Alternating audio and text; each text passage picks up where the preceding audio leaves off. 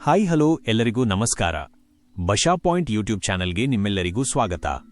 ಈ ಚಾನೆಲ್ನಲ್ಲಿ ನಾವು ತೋಟಗಾರಿಕಾ ಬೆಳೆಗಳಾದ ಅಡಿಕೆ, ಶುಂಠಿ, ಕೊಬ್ಬರಿ ಮತ್ತು ಮಾರುಕಟ್ಟೆಯಲ್ಲಿ ಪ್ರತಿದಿನ ಇರುವ ನೈಜ ಮಾರುಕಟ್ಟೆ ಬೆಲೆಗಳ ಮಾಹಿತಿಯನ್ನು ನಿಮಗೆ ನೀಡುತ್ತೇವೆ.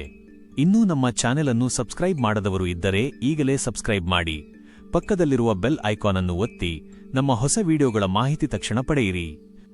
ಹಾಗಾದರೆ ಬನ್ನಿ ಇಂದಿನ ವಿಡಿಯೋವನ್ನು ಆರಂಭ ಮಾಡೋಣ. ವೀಕ್ಷಕರೇ, ಇಂದು ಯಾವ ತಾಲೂಕುಗಳಲ್ಲಿ ಪ್ರತಿ 100 ಕೆಜಿ ರಾಶಿ ಅಡಿಕೆಗೆ, ಚಾಲಿ ಅಡಿಕೆ, ಇತರ ಅಡಿಕೆ ಇವುಗಳಿಗೆ ಮಾರುಕಟ್ಟೆಯಲ್ಲಿ ಎಷ್ಟು ಬೆಲೆ ಇದೆ ಎಂದು ತಿಳಿದುಕೊಳ್ಳೋಣ.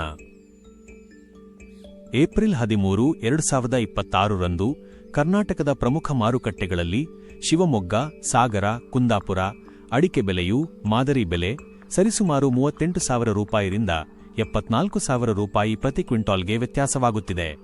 ಚಾಲಿ ಅಡಿಕೆ ದರವು 44,000 ರೂಪಾಯಿಗಿಂತ ಹೆಚ್ಚಿದೆ. ಹೊಸ ಅಡಿಕೆ ದರಗಳು 39,000 ರೂಪಾಯಿ ಆಸುಪಾಸಿನಲ್ಲಿವೆ. ಇಂದಿನ ಸಿರ್ಸಿ ಅಡಿಕೆ ಬೆಲೆ. ಅಡಿಕೆ ವಿಧ: ಕನಿಷ್ಠ ಬೆಲೆ, ಮಾದರಿ ಬೆಲೆ, ಗರಿಷ್ಠ ಬೆಲೆ. ಕೆಂಪುಗೋಟು 30,189 ರೂಪಾಯಿ, 34,645 ರೂಪಾಯಿ, 36,899 ರೂಪಾಯಿ. ಚಾಲಿ 44,600 ರೂಪಾಯಿ, 46,938 ರೂಪಾಯಿ, 48,709 ರೂಪಾಯಿ.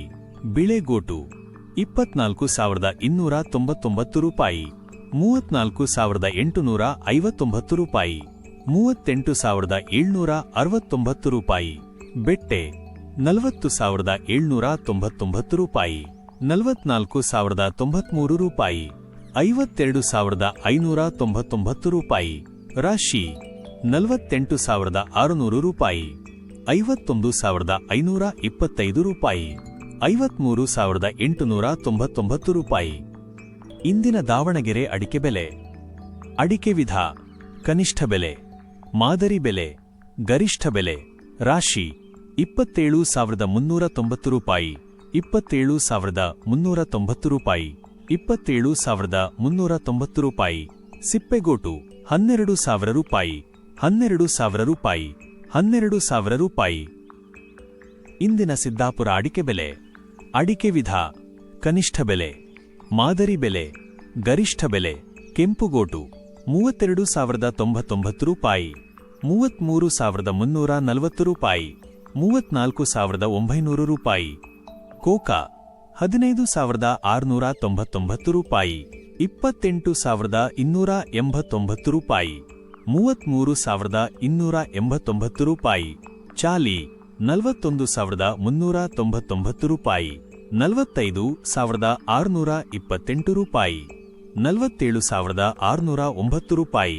ತಟ್ಟಿಬೆಟ್ಟೆ 36,699 ರೂಪಾಯಿ, 40,237 ರೂಪಾಯಿ, 48,099 ರೂಪಾಯಿ. ಬಿಳೆಗೋಟು 21,700 ರೂಪಾಯಿ, 33,293 ರೂಪಾಯಿ, 39,899 ರೂಪಾಯಿ. ರಾಶಿ 48,219 ರೂಪಾಯಿ, 51,456 ರೂಪಾಯಿ, 53,899 ರೂಪಾಯಿ. ವೀಕ್ಷಕರೇ, ಇಂದಿನ ವಿಡಿಯೋ ನಿಮಗೆ ಉಪಯುಕ್ತವಾಗಿದೆ ಎಂದು ಆಶಿಸುತ್ತೇನೆ.